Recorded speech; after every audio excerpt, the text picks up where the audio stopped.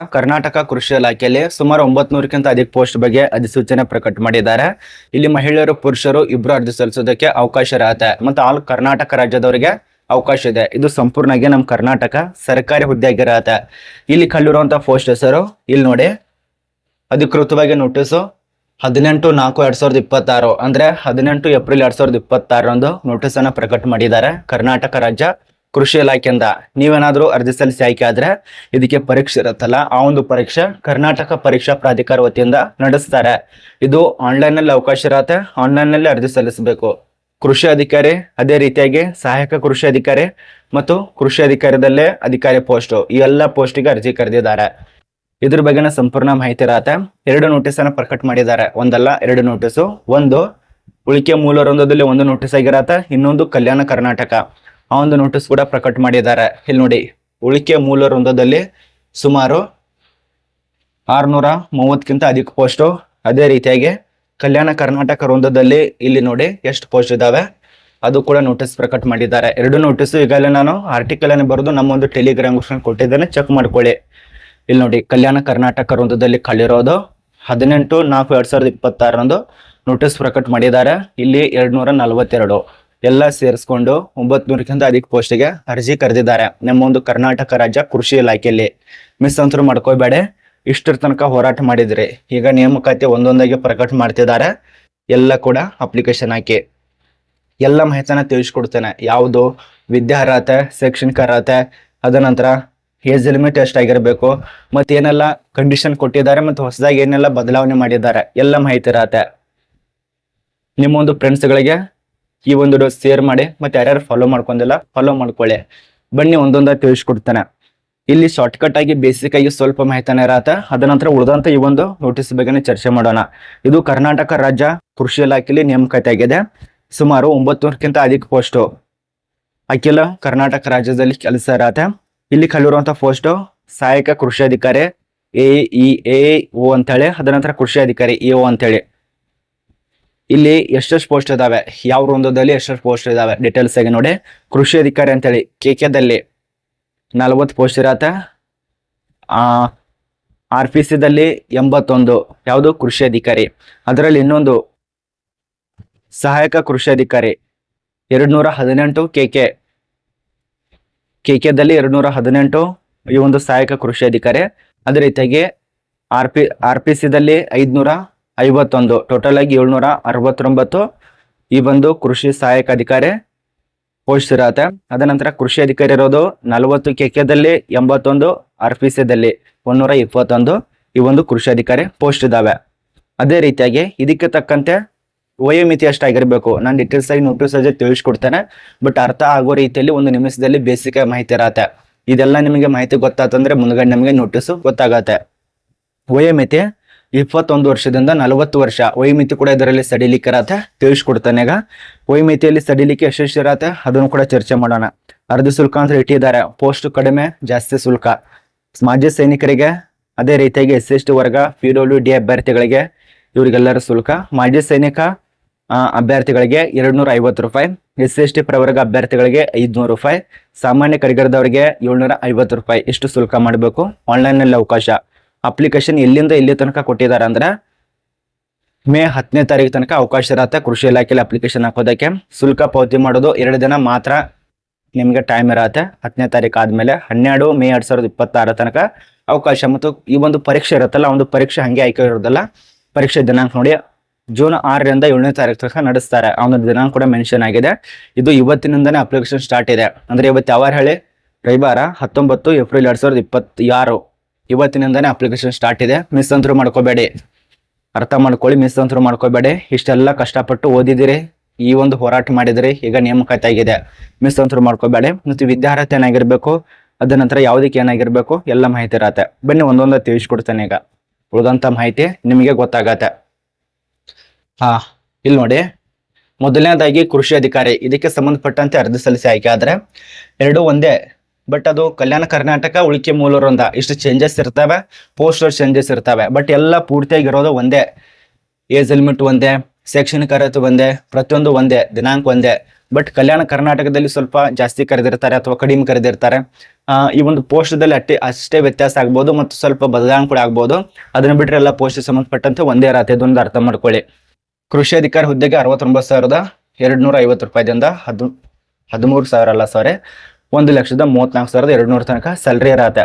ಅದೇ ರೀತಿಯಾಗಿ ನೀವೇನಾದರೂ ಈ ಒಂದು ಸಹಾಯಕ ಕೃಷಿ ಅಧಿಕಾರಿ ಹುದ್ದೆಗೆ ಅರ್ಜಿ ಸಲ್ಲಿಸಿದ್ರೆ ಸ್ವಲ್ಪ ಇಲ್ಲಿ ವ್ಯತ್ಯಾಸ ಕಾಣಬಹುದು. ಸಂಬಳದಲ್ಲಿ 65,950 ರೂಪಾಯಿದಿಂದ 1,24,900 ತನಕ ಸ್ಯಾಲರಿ ಇರತ್ತೆ. ಇದು ನಿಮಗೆ ಸ್ಯಾಲರಿ ಬಗ್ಗೆ ಗೊತ್ತಾಯ್ತು. ಇನ್ನು ಶೈಕ್ಷಣಿಕ ಅರ್ಹತೆ ಬಗ್ಗೆ ಇದು ತುಂಬಾ ಮುಖ್ಯವಾದದ್ದು. ಇಲ್ಲಿ ಗಮನ ಇಟ್ಟು ನೋಡಿ. ಕೃಷಿ ಅಧಿಕಾರಿ ಹುದ್ದೆಗೆ ಅರ್ಜಿ ಸಲ್ಲಿಸಬೇಕಂದ್ರೆ 85% ಕೃಷಿ ಅಧಿಕಾರಿ ಹುದ್ದೆಗಳಿಗೆ ಈ ಒಂದು ಆಗಿರಲೇಬೇಕಾಗತ್ತೆ. BSc ಕಂಪ್ಲೀಟ್ ಆಗಿರ್ಬೇಕು, ಅದು ಕೂಡ ಕೃಷಿದಲ್ಲಿ, ಅಥವಾ BSc ಅನರ್ಸ್ ಕೃಷಿದಲ್ಲಿ ಇದಾಗಿರ್ಬೇಕಾಗತ್ತೆ.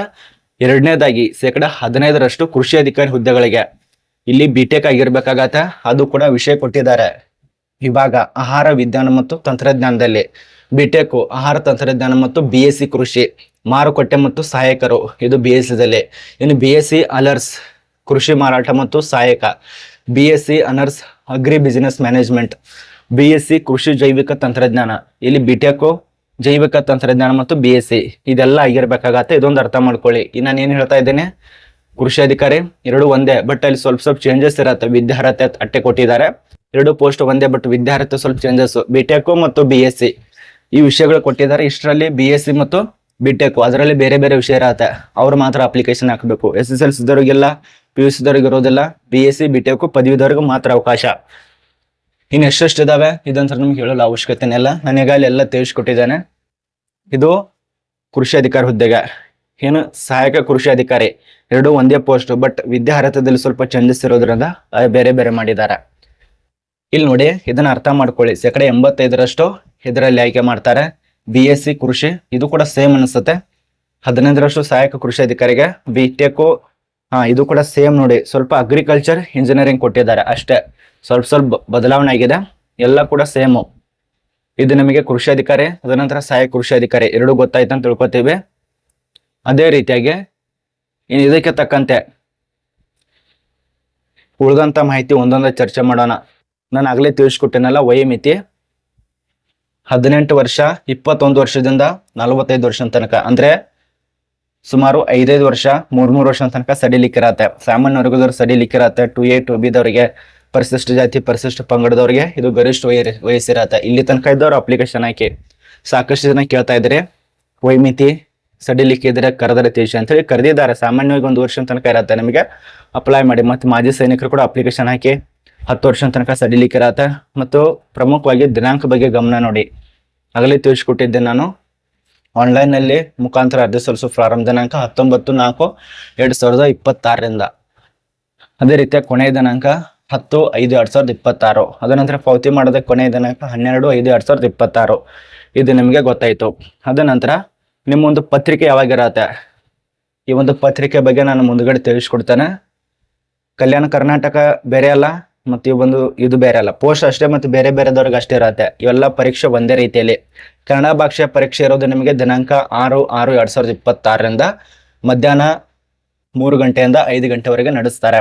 ಅದೇ ರೀತಿಯಾಗಿ ಪತ್ರಿಕೆ 1 ದಿನಾಂಕ 14/6/2026ರಂದು ಬೆಳಗ್ಗೆ 10:30ರಿಂದ 12:30 ತನಕ ಪರೀಕ್ಷೆ ನಡೆಸ್ತಾರೆ, ಪತ್ರಿಕೆ 1. ಅದೇ ರೀತಿ ಪತ್ರಿಕೆ 2 14/6/2026ರಿಂದ ಮಧ್ಯಾಹ್ನ ಇರತ್ತೆ. 12:30 4:30 ತನಕ ನಡೆಸ್ತಾರೆ.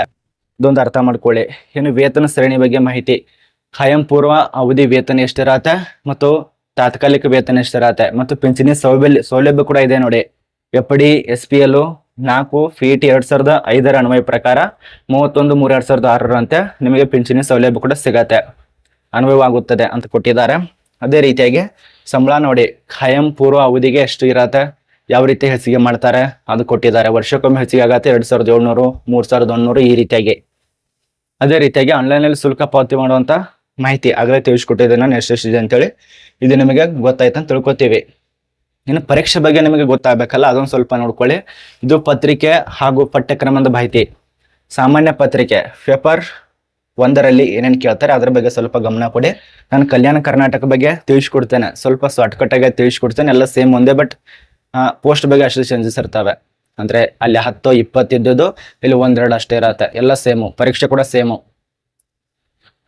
ನೋಡಿ, ಸಾಮಾನ್ಯ ಪತ್ರಿಕೆ ಇರತ್ತಿದ್ದು ಪತ್ರಿಕೆ 1ರಲ್ಲಿ ಇಲ್ಲಿ ಏನೇನು ಕೊಟ್ಟಿದ್ದಾರೆ ನೋಡಿ. ಪ್ರಚಲಿತ ವಿದ್ಯಮಾನಕ್ಕೆ ಸಂಬಂಧಪಟ್ಟಂತೆ ಮಾಹಿತಿ, ಸಾಮಾನ್ಯ ವಿಜ್ಞಾನ, ಕರ್ನಾಟಕ ಇತಿಹಾಸ ಬಗ್ಗೆ ಕೇಳ್ತಾರೆ, ಭೌಗೋಳಶಾಸ್ತ್ರ ಬಗ್ಗೆ ಕೇಳ್ತಾರೆ, ಸಾಮರ್ಥ್ಯ, ಭಾರತ ಸಂವಿಧಾನದ ಬಗ್ಗೆ ಕೇಳ್ತಾರೆ, ಸಾರ್ವಜನಿಕ ಆಡಳಿತ ಮತ್ತು ಗ್ರಾಮೀಣ ಅಭಿವೃದ್ಧಿ ಬಗ್ಗೆ ಮಾಹಿತಿ, ಭಾರತದ ಅರ್ಥವ್ಯವಸ್ಥೆ ಬಗ್ಗೆ, ತಾರ್ತಿರಿಕು ಈಗ ಪ್ರೊಸೆಸ್ ನಡೀತಿರುವಂತ ಮಾಹಿತಿ ಅದ್ರ ಬಗ್ಗೆ ಎಲ್ಲ ಕೇಳ್ತಾರೆ. ಅಂಕ 300 ಇರತ್ತೆ. 2 ಗಂಟೆ ಟೈಮ್ ಕೊಟ್ಟಿರ್ತಾರೆ. ಇದು ಪತ್ರಿಕೆ ಮೊದಲನೇದು, ಅರ್ಥ ಮಾಡ್ಕೊಳ್ಳಿ, ಮೊದಲನೇ ಪತ್ರಿಕೆ. ಇನ್ನು ಎರಡನೇದಾಗಿ ನೋಡಿ, ಎರಡನೇ ಪತ್ರಿಕೆ ಇಲ್ಲಿ ಕೊಟ್ಟಿದ್ದಾರೆ. ಇನ್ನು ಉಳಿದಂತ ಇದು ಹಿಂದಿನ ದಿನ ಇವೆಲ್ಲ ಅದು ಕೂಡ ನೋಡ್ಕೊ. ಎರಡನೇ ಪತ್ರಿಕೆ ನೋಡಿ, ನಿಮ್ಮ ಪತ್ರಿಕೆ ಪಠ್ಯಕ್ರಮ ಹಾಗೂ ಎಷ್ಟೆಷ್ಟು ಇರತ್ತೆ ಅದನ್ನ ನೋಡಿ. ಪತ್ರಿಕೆ 2 ನಿರ್ದಿಷ್ಟವಾಗಿ 300 ಅಂಕಕ್ಕೆ ಇರತ್ತೆ. 2 ಗಂಟೆ ಟೈಮ್ ಕೊಟ್ಟಿರ್ತಾರೆ. ಇದು ನಿಮಗೆ ಗೊತ್ತಾಯ್ತು. ಇನ್ನು ಪತ್ರಿಕೆ ಇದರಲ್ಲಿ ಕೃಷಿ ಅಧಿಕಾರಿ, ಸಹಾಯಕ ಕೃಷಿ ಅಧಿಕಾರಿ ಹುದ್ದೆಗೆ ಒಂದು ಪತ್ರಿಕೆ. ಇದು ನಾನು ತಿಳಿಸ್ಕೊಟ್ಟಿರೋದು ಈಗ ಸಹಾಯಕ ಕೃಷಿ ಅಧಿಕಾರಿ ಅವ್ರಿಗೆ ಸಂಬಂಧಪಟ್ಟಂತೆ ಇದು 300. ಅದ ನಂತರ ಇದು 300. ಇದು ಕೂಡ ಸೇಮ್ 300, 2 ಗಂಟೆ. ಇದರಲ್ಲಿ ಸ್ವಲ್ಪ ಚೇಂಜಸ್ ಇರುತ್ತೆ, ಅದನ್ನ ಸ್ವಲ್ಪ ನೋಡ್ಕೊಳ್ಳಿ. ಇನ್ನು ಸ್ಪರ್ಧಾತ್ಮಕ ಪರೀಕ್ಷೆಯಲ್ಲಿ ಅಭ್ಯರ್ಥಿಗಳು ಅರ್ಹರಾಗಿ ಕನಿಷ್ಠ 35ರಷ್ಟು ಅಂಕಗಳನ್ನ ಗಳಿಸುವುದು ಕಡ್ಡಾಯವಾಗಿರುತ್ತದೆ. ಅಷ್ಟು ಪಡೆದ್ರೆ ನೀವು ಪಾಸ್ ಆಗ್ತೀರಾ. ಋಣಾತ್ಮಕ ಕೂಡ ಇರತ್ತೆ, ಅದನ್ನ ನೋಡ್ಕೊಳ್ಳಿ. ಅರ್ಹತೆ ಷರತ್ತುಗಳು ಕೂಡ ಇರತ್ತೆ, ಅದನ್ನ ನೋಡ್ಕೊಳ್ಳಿ. ಅದ ನಂತರ ಉಳಿದಂತ ಮಾಹಿತಿ ಎಲ್ಲ ನೋಡಿ. ನಿಮ್ಗೆ ಬೇಕಾಗಿರೋದು ಮಾಹಿತಿ ಅಷ್ಟೇ ತಿಳಿಸ್ಕೊಡ್ತಾ ಇರೋದು.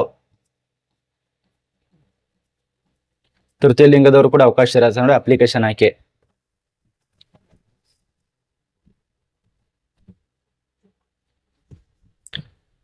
ಇಲ್ಲಿ ವರ್ಗಕ್ಕೆ ಸಂಬಂಧಪಟ್ಟಂತೆ ಮಾಹಿತಿ ಇರತ್ತೆ. ಇಷ್ಟಿದ್ರಲ್ಲಿ ಮಾಹಿತಿನ ತಿಳಿಸ್ಕೊಟ್ಟಿದ್ದಾರೆ. ಇನ್ನು ಉಳಿದಂತ ಮಾಹಿತಿ ಅದು ಕೂಡ ತಿಳಿಸ್ಕೊಡ್ತಾನೆ. ಇದು ಉಳಿಕೆ ಮೂಲ ರಂಗದಲ್ಲಿ ಕರೆದಿರುವಂತಹ ಹುದ್ದೆಗಳ ಬಗ್ಗೆ ಮಾಹಿತಿ.